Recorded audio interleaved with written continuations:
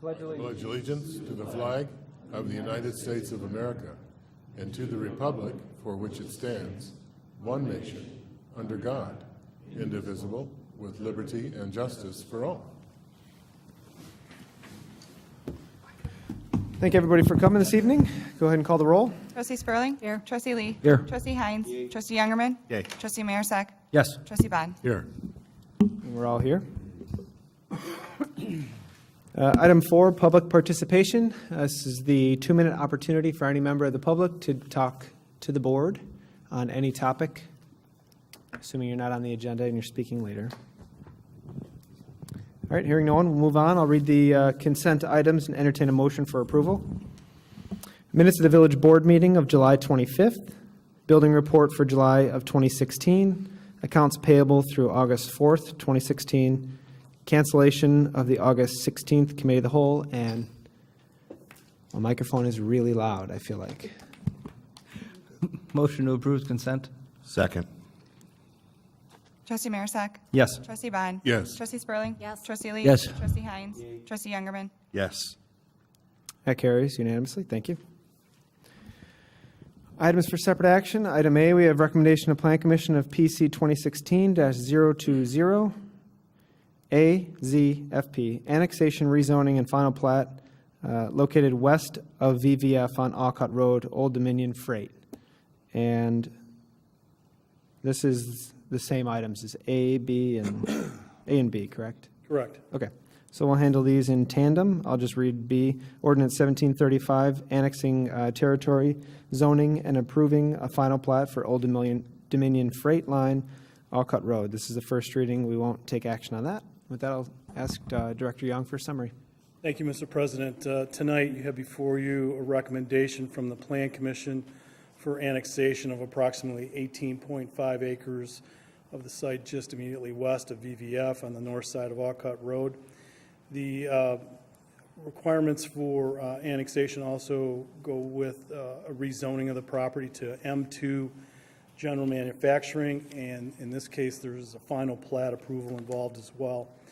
The final plat is part of this approval process because there is a larger piece that is directly adjacent to VVF, and Old Dominion Freight will be purchasing the majority of that site, but there will be a small sliver of land between their site and what is the VVF property that is fenced in now. Old Dominion wishes to annex the site and build a 52,000 square foot building for use as a distribution facility.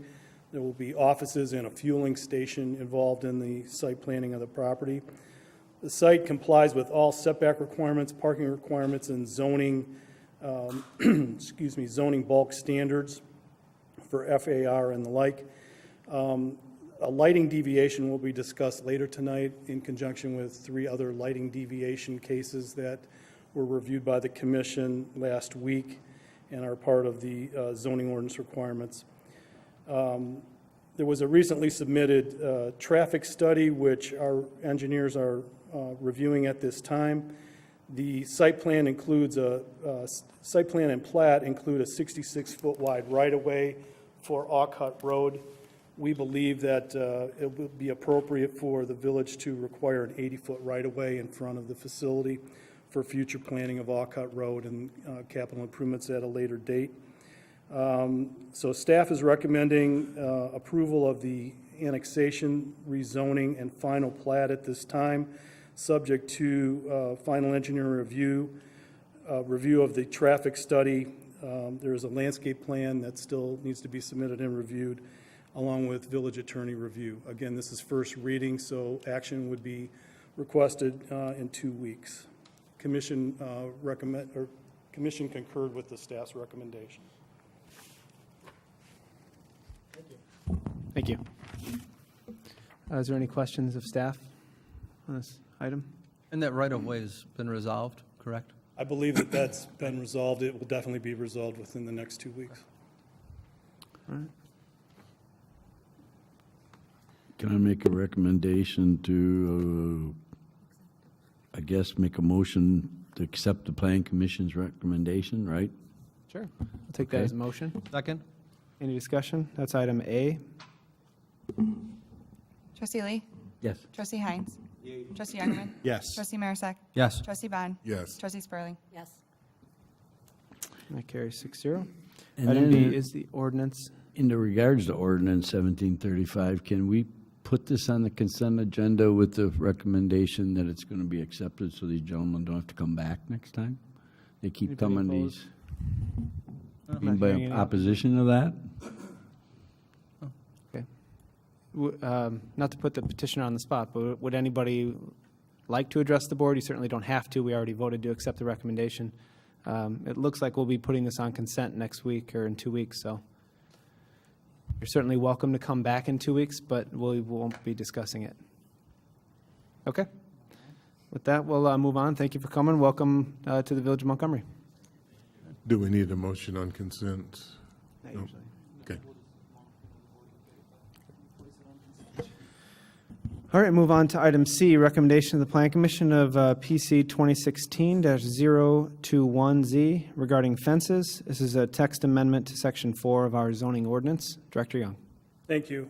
This is a recommendation for a text amendment to allow galvanized chain link fencing within the M1 and M2 zoning districts. As you will recall, that our current standard throughout all of the manufacturing districts and the business districts is for black vinyl coated fencing.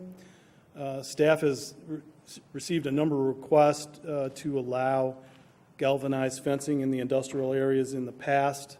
We have talked about this before the village board just the last few months, and we presented a text amendment to the Plan Commission, which they concurred with for the M1 and M2 zoning districts only, to allow galvanized fencing, chain link fencing. The reason staff felt it was appropriate was because when we looked at our industrial areas, specifically along Alcott Road, and then in some instances along 30 and then Orchard, we felt that this was an acceptable condition that could be used in conjunction with our landscape code requirements and was not detrimental to the overall character of the industrial park. So again, this is first reading. Staff recommended approval, and the Plan Commission, by a vote of 5-1, recommends approval as well.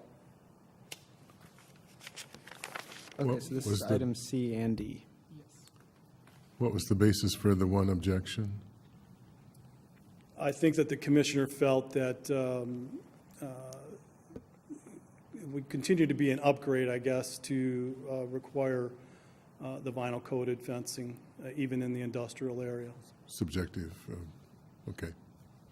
If I'm not mistaken, when we talked about the sugar property, they were going to possibly push the fence a little bit further back on their property so that they could do some berming to make it a little bit more aesthetically pleasing? That's correct, and I think that they still may do that. They haven't given us a final permit application for the fencing in conjunction with the berm and the landscaping, so they may still do that, but this would allow them to put it at the required corner yard setback distance of 25 feet in conjunction with landscaping. Okay. You want a motion to accept the recommendation of Planning Commission regarding the fence text amendment? I'll accept that motion. Is there a second? Second. Any discussion on Plan Commission recommendation? This is item C. Trustee Marisak? Yes. Trustee Bond? Yes. Trustee Spurling? Yes. Trustee Lee? Yeah. Trustee Heinz? Trustee Youngerman? Yes. That carries 6-0. Item D is ordinance 1736. I'll read that, amending section 4 of the village's zoning ordinance regarding chain link fences. This is the first reading, so we won't take action on this tonight. Is there any objection to putting this on consent next week as well? In 2 weeks. We're not going to have a meeting next week. All right, not hearing any opposition to that, we'll put that on consent. All right, moving on, we have E and F together. Is that correct? Well, E, F, and G, and H are all similar. Okay. We'll have to take separate action on each case. Okay. So if you'd like, Go ahead. President, I can go forward. These 4 cases are similar. Within the zoning ordinance, lighting is regulated under the landscape portion of the zoning ordinance. And as such, there's provisions for both landscaping and outdoor lighting deviations if reviewed by the Plan Commission and approved by the village board. It's a little different than our typical variance cases, but this is the way the code is written. So we're moving forward with 4 different requests, all similar in nature for outdoor lighting. And what this involves in these 4 cases, which I'll review in just a second, is the light pole standards for the height of overall light poles within parking lots and other areas in the M1 and M2 zoning district. The maximum height of those light poles, according to the ordinance, is 20 feet. We've had many requests recently for the ability to provide light poles that are taller than 20 feet. The wall lighting is even more restrictive, and the code states that it's 10 feet. Staff feels that that probably requires a text amendment in the future because 10 feet for wall packs and other lighting off the side of a building is very limiting in how a end user can actually utilize their property. So with that in mind, again, we have 4 individual cases. American Crystal has requested that they be allowed to put 30-foot light poles on their property to ensure safety of their tower and their dome and their transload building, also their parking facilities and their storage areas. Staff reviewed with the American Planning Association and other surrounding communities what the average light pole standard would be for industrial areas, and we found that in general, the average is 30 feet. So our standards are below that, obviously, or I guess you could say above that. More restrictive, anyway, than a 30-foot light pole. So staff felt that the request from American Crystal was acceptable at 30 feet. Again, this is first reading. The Plan Commission concurred with that by a vote of 6-0 to go with a 30-foot light pole standard for American Crystal. So one of the things I want to point out is obviously those structures out there are much taller than 30 feet. There will be, for lack of a better term, accent lighting or safety lighting because of some catwalks and other situations on that tower that's being built now west of the dome. So this doesn't mean that all lighting, but larger, high voltage parking lot lighting, pedestrian pathway lighting, storage area lighting, this is what we're talking about. So again, we recommend and the commission concurred to go with a 30-foot standard for American Crystal. Should we talk about all of these before voting on this one? Sure. Because they're different. We just, the board will have to take action individually, but we can talk about all of them at the same time. The second one is Nexio. This is very similar to the request for from American Crystal. Nexio will be, again, the site that's just immediately to the north of American Crystal. At 1501 Commerce Drive, this site is being prepped now. The building permit has not been issued, but it should be issued shortly. And as you all know, Commerce Drive North, or the extension of Commerce Drive, is under construction with their underground improvements now. So this is coming forward later this summer. Again, similar type of situation. The maximum height allowed is 20 feet for poles and 10 for walls. Nexio's request is for 30 and 30, and I don't think I made it clear. The wall pack sign, or wall pack lighting, we're also recommending be allowed to go to 30 feet on buildings. So same staff recommendation and same Plan Commission recommendation of 30 feet for pole signs and 30 feet for wall packs or wall lighting. The third one is CenterPoint Properties at 900 Nell Road. Again, I've gone through what the code requirements are. CenterPoint would like to do 40-foot light poles and 40-foot wall lights. The staff recommended again to go with the 30 and 30. The The Plan Commission had a discussion about this and felt that the majority, it was a 4-2 vote, felt that it was acceptable in this condition to go to a 40-foot light pole and a 40-foot wall lighting signing configuration, or I keep saying signage, I mean lighting instead of signage. So wall packs and other lights on the walls could be at a maximum height of 40 feet. In this case, what CenterPoint is looking for is large-scale coverage of a large storage yard that's directly adjacent, obviously, to 900 Nell Road. And what was the Plan Commission's reasoning with the 40-foot there? Because they asked for it? The other ones are at 30. Well, I think the majority of the commissioners felt that it was acceptable and that they weren't in the position of knowing what was best for storage lots. And in the next case, we're going to talk about Old Dominion again, that they felt that they didn't know what was best for, the majority felt that if a freight line or a storage component of a operation felt that they needed these heights, these overall heights, for the efficiency of their operations, and frankly, it cuts down on the number of poles needed to get the coverage, to get the overall photometric coverage.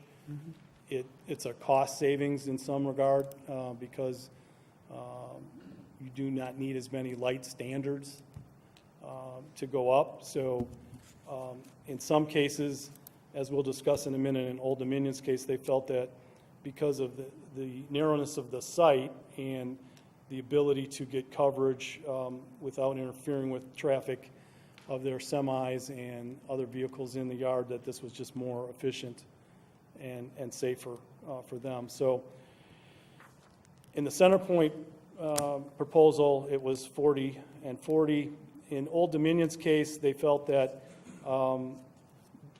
they could go with a split type of situation. Their parking lot in the front, which there is a site plan in your packet relating to the fact that their building will be set behind a front parking lot off of Alcott Road where their office staff would park.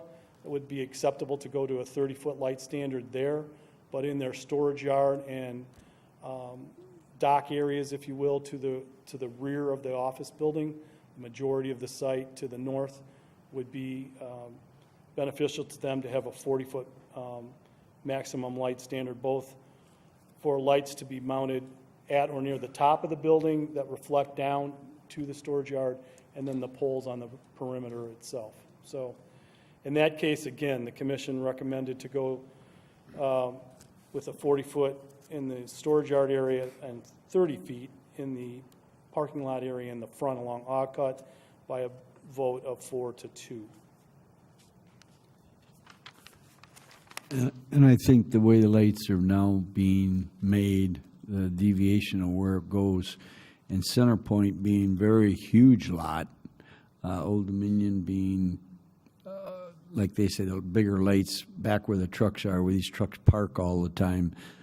Believe me, they always run into something backing into it, and the less poles you have, the better, as well as, like Rich, you mentioned cost saving, but I think we got to remember there was 3,000 cars at the old CenterPoint, which were, you could use 10-foot poles because they were short, but now you have hundreds of trucks coming in and out of there all the time, and they really need the plus all four of these, there's no residence even close. I mean, it's an Old Dominion's going to be next to a place that is open 24 hours too, just like they are. So you really have no, what you call, bad news for anybody. I think one of the things that the staff wants to point out is that much like a landscape code deviation, which in the time I've been here, we have not brought one forward, but you can see the need for looking at things on a site-by-site basis. I forgot to point out that none of these cases involve properties adjacent to residential, which I think is key. But on a site-by-site basis, I think looking at deviations is acceptable. I would, however, like to point out that I think we'll bring forward a text amendment specifically on the wall lighting signage, which we feel it's woefully too restrictive at a 10-foot height, but set a standard at either 20 or 30 and then look at deviations on a case-by-case basis would be more than acceptable. I have no problem with allowing 40 feet in the front and back, so that's my opinion. Would it be accurate to describe this lighting as downcast and lighting that would introduce glare to the? For the most part, yes, it would be downcast. In the case of Old Dominion, for some of their wall packs, they would be looking at possibly about a 45-degree angle. There's been a lot of advancement with LED lighting that you can almost draw a line along properties with downcast poles or light standards, and really cuts down on the spillage and still meets the photometric requirements that are also built into the code. So for the most part, yes, downcast, but in some cases, particularly Old Dominions of these four, there would be some angled lighting to the storage yard or parking area from the building itself in the rear portion where their docks would be. That's quite a bit away from Alcott Road, though. Yes. Yeah. Okay. Like a motion to accept the Yeah, resolution? my only concern with these would be that the drivers on Alcott Road are not impacted by them. If they're 40-foot poles in the front, that'd be my only concern.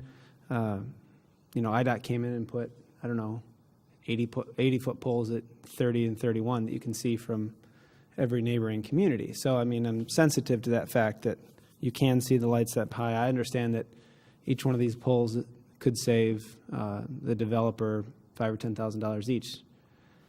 So I get that and I understand that, and the impact to residential here would be zero because there aren't any. So, And I think we'll be able to work with particularly Old Dominion on their parking lot lighting in the front. It may actually be a few feet below 30, if that's acceptable to the board as a standard for this deviation. I believe that last week they said it would be somewhere between 25 and 30 feet high. and what was staff's recommendation on these 30, 30s yes, sir, across the board? yes. Yeah, I share that concern. So the 40 is actually just in Center Point, which is in the middle of nowhere and has less trucks knocking them down. And then Old Dominion, it's in their back, correct? It's way in the back, so it shouldn't be close to Ocker Road, really. Their front ones are shorter. And, the other two are way out. The Sugar Dome is, so I'm just happy that we have four companies in here that are all want to move to Montgomery, and we can adjust very little bit to get them here. Well, a 40-foot pole is twice as high as we currently allow. Mm-hmm. That's a lot taller. I'd feel more comfortable with the 30s, my opinion. But I also understand putting a pole in the middle of a trucking area is generally kind of tough, but I think it's something that can be done and has been done elsewhere, so. Well, Center Point, I think their lights aren't going to be really close to any street, though. They're maybe Nell Road a little bit, but again, there's nobody at night that even drives down that street. All right. Any other general discussion? We can talk about all these individually when we get there. Did you have? All right. We have E, Resolution 2016-008, authorizing a deviation to Section 12A of the zoning ordinance, allowing light fixtures to be installed above the ordinance standards on American Crystal property at 1601 Commerce. And that was the 30-foot across the board, unanimous from Plan Commission. Correct. Motion to approve? Second? Any discussion? Trustee Marisak? Yes. Trustee Bond? Yes. Trustee Spurling? Yes. Trustee Lee? Yes. Trustee Heinz? Trustee Youngerman? Yes. All right, that passes unanimously. Thank you. Resolution 2016-009, the same for Nexio at 1501 Commerce Drive. And Motion to approve? Second? this is also 30 feet and unanimous. Any discussion? Call the roll. Trustee Marisak? Yes. Trustee Bond. Yes. Trustee Spurling. Yes. Trustee Lee. Yes. Trustee Heinz. Trustee Youngerman. Yay. Thank you. Item G, 2016-010. This is the Centerpoint property at 900 Nell Road, and this includes the 40-foot height that was forwarded to you at Plan Commission. Motion to approve? Second? Any discussion? Trustee Marisak. Yes. Trustee Bond. Yes. Trustee Spurling. Yes. Trustee Lee. Yes. Trustee Heinz. Trustee Youngerman. Yay. That carries 6-0. Thank you. Item H, Resolution 2016-011. This is the same for Old Dominion property at Alcott Road. So moved. Second? Any discussion? Roll. Trustee Youngerman. Yes. Trustee Marisak. Yes. Trustee Bond. Yes. Trustee Spurling. Yes. Trustee Lee. Yes. Trustee Heinz. And that's unanimous. Thank you. Mr. President, if I could just ask for clarification, for Old Dominion, it's 30 in the front and 40 in the rear, is that correct? Yeah, same as the recommendation from Okay, Plan Commission. thank you. All right, moving on. We have Ordinance 1734, authorizing the execution of a sales tax incentive agreement with Inland National Development Corporation. This is the second reading. You guys had the updated agreement at your station when you arrived today. With that, I'll give Director Young a second to take down his notes, and then Thank you. We've been working hard on this, village attorney, Jeff and myself, to move forward, and Justin as well, to move forward with the agreement with Inland National Development Corp. And then also International Montgomery LLC, which is a subsidiary of Inland. In the last few days, we've looked at revision 3 and then today revision 4. We still have to get full review by the village attorney's office, but we believe that there's an agreement to be had at this point in time. The number of last-minute changes, but essentially the framework is the same as what you saw 2 weeks ago in terms of times, the amount of incentives, and the start of Binny's as the trigger point to start the entire sales tax agreement for both the Binny's site and then the 5-unit building that we've talked about previously along Ogden Road. 2 changes that were made, well, 3 actually.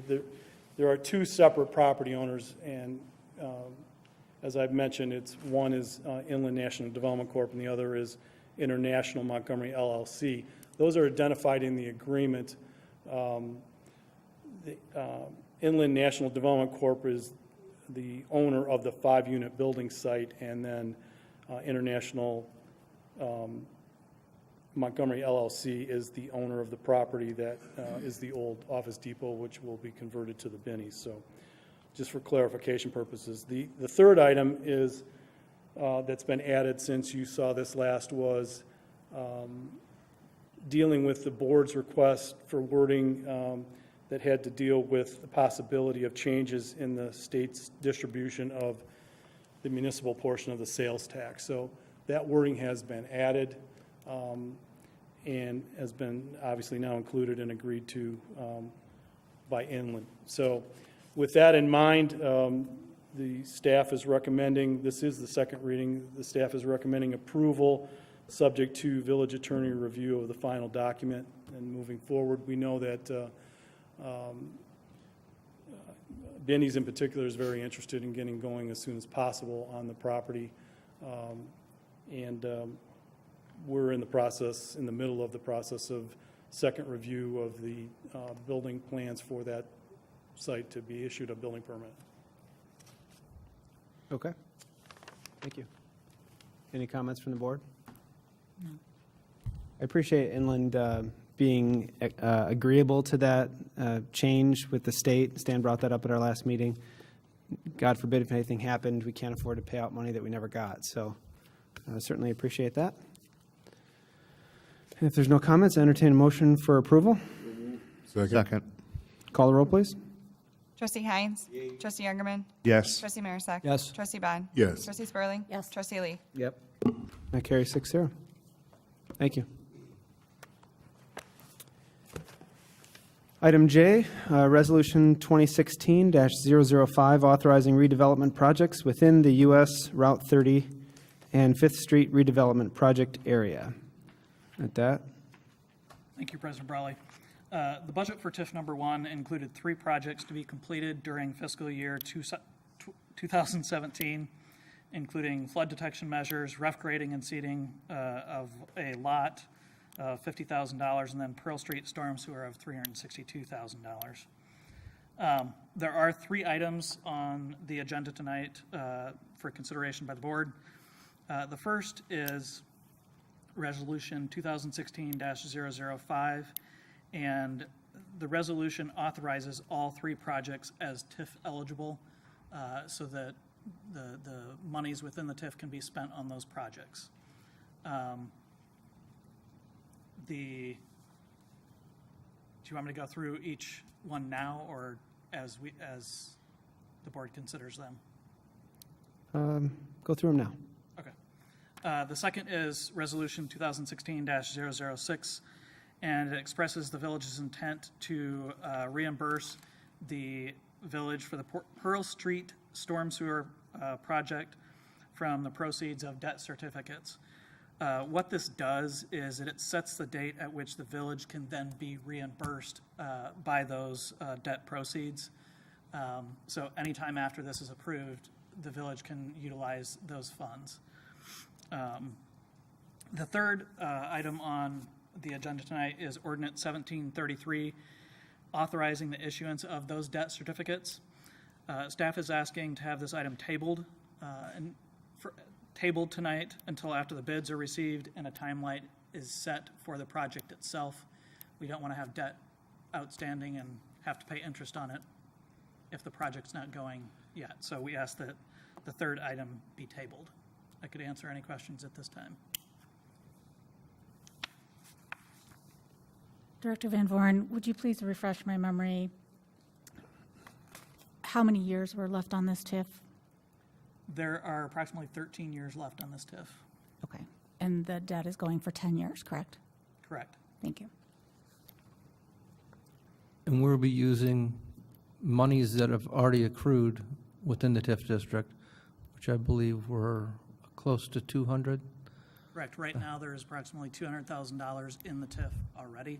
So we'll utilize some of those funds prior to utilizing some of the debt.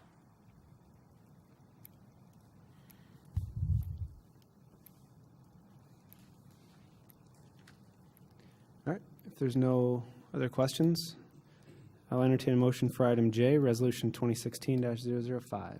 So moved. Second? Call the roll, please. Trustee Youngerman. Yes. Trustee Marisak. Yes. Trustee Bond. Yes. Trustee Spurling. Yes. Trustee Lee. Yes. Trustee Heinz. Carries 6-0, thank you. And item K, Resolution 2016-006. So moved. Second. Any discussion? Call the roll. Trustee Marisak. Yes. Trustee Bond. Yes. Trustee Spurling. Yes. Trustee Lee. Yeah. Trustee Heinz. Trustee Youngerman. Yes. That carries 6-0. Thank you. And item L will table, and we'll see that at a future meeting. Moving on to item M, we have purchase of ammonia analyzers for automated water treatment and chemical feed from Hatch in the amount of $52,024. That's correct. Thank you, Mr. President. Before you tonight, there's a request for the purchase of 2 ammonia, and actually that includes 2 chlorine analyzers in that price as well for the village's 2 treatment facilities, both the Well 8 and the Well 14 sites. For some time, stemming back prior to my employment with the village, there has been a plan in place to upgrade the treatment process at both those facilities, including the addition of this equipment. However, after I began researching the process and talking with other water operators about their experiences, my staff and I concluded that we could accomplish the same objectives with a much less expensive investment. Currently, the FY 17, 18, and 19 budgets earmark $200,000 per year for chlorine system improvements.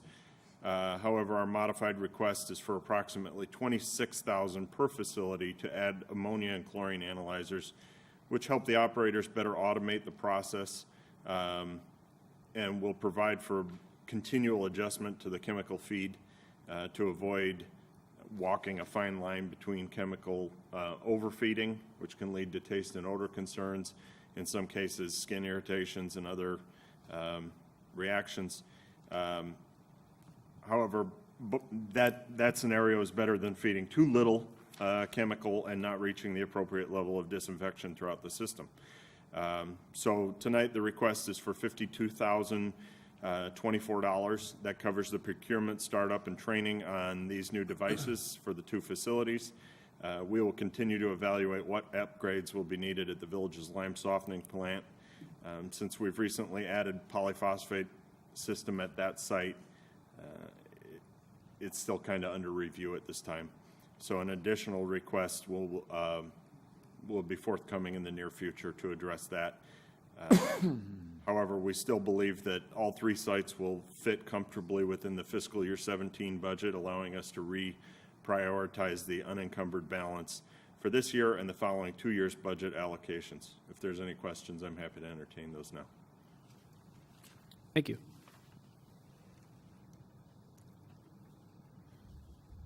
Any questions of Public Works? Motion to approve.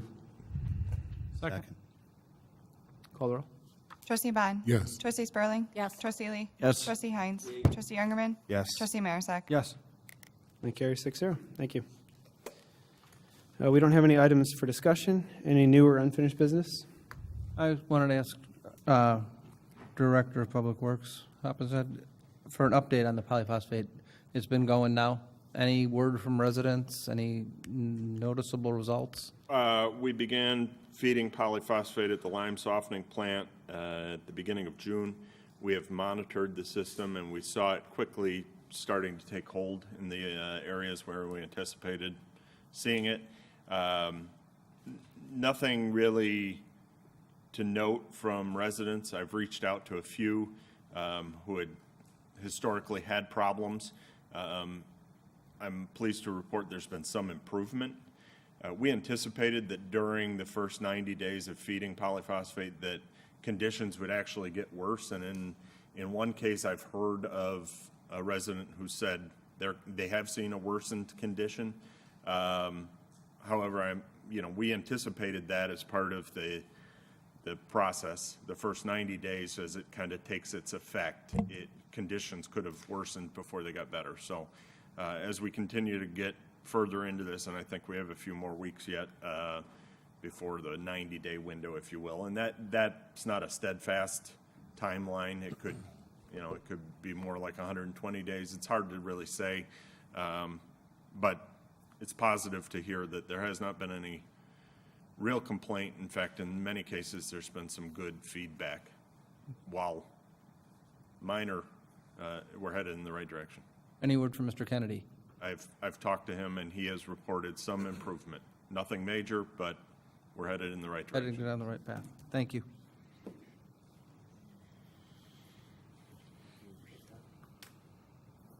Thank you. Any other comments, questions? Nothing on that side of the table at all? Nothing happened? I was going to bring up that Jordy Nelson's knees hurting and playing in preseason, but I won't bring it up. Thanks for not bringing it up. Okay. I would like to thank Rotary for everything that they did with the street mural. It was a great day. It was nice to see the community come together and come out and work. We tap danced around the weather a little bit. Pete was out there doing a little dance, trying to make sure the clouds kept off, but it was a great day. So thank you to Rotary for doing that for us. It was nice. Actually, I think Jeff's going to pull up a video of Pete doing that dance too. So, would like to thank Pete and his staff for all the hours they put in laying that out, testing the paint, that kind of thing. And I happened to be riding by on that Friday, and the 3 gentlemen there were out laying everything out on Friday ahead of the painting. So, appreciate all the hard work that went into it. And to this date, it still looks pretty cool. All right. We are seriously going to watch a video, though. Oh, good. You're gonna. So this is a video, Stan, you want to prep? Well, as part of the Montgomery Fest activities on Saturday at noon, we'll have the 5th annual Montgomery's Got Talent, where about 18 performers will earn a Montgomery's Got Talent t-shirt. I didn't earn this, I have to put it back. But just to give you a sample, we have 18 acts that will take the stage. There were more than that at the audition, so we are now at a point where we had to be selective. And what you're about to see is a video of the auditions themselves. One group performing, which allowed us to do audio of their performance and a few pictures showing the variety of ages and acts that you can look forward to seeing on Saturday beginning at noon.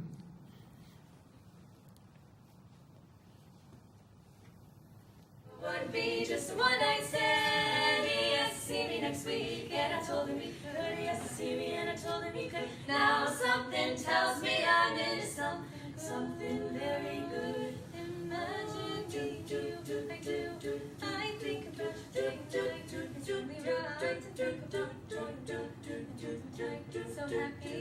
so happy. If I should call you, and you say here's mine. Imagine how very fine, so happy together. I can't see me loving nobody but you. I would like to say that the quartet that's singing are all high school seniors, and this will be their last year together, so we're delighted to be able to put them on stage. They're all going to college, they're all going to different schools, so what we'll be seeing will be their last real time to perform together. All right. Very excited. Thank you. All right, if there's nothing else, I entertain a motion to go into executive session for three purposes. To discuss the minutes of meetings, to discuss collective negotiating matters, and litigation which is filed and pending. So moved. Second. Roll, please. Trustee Youngerman. Yes. Trustee Marisak. Yes. Trustee Bond. Yes. Trustee Spurling. Trustee Lee. Yes. Trustee Heinz.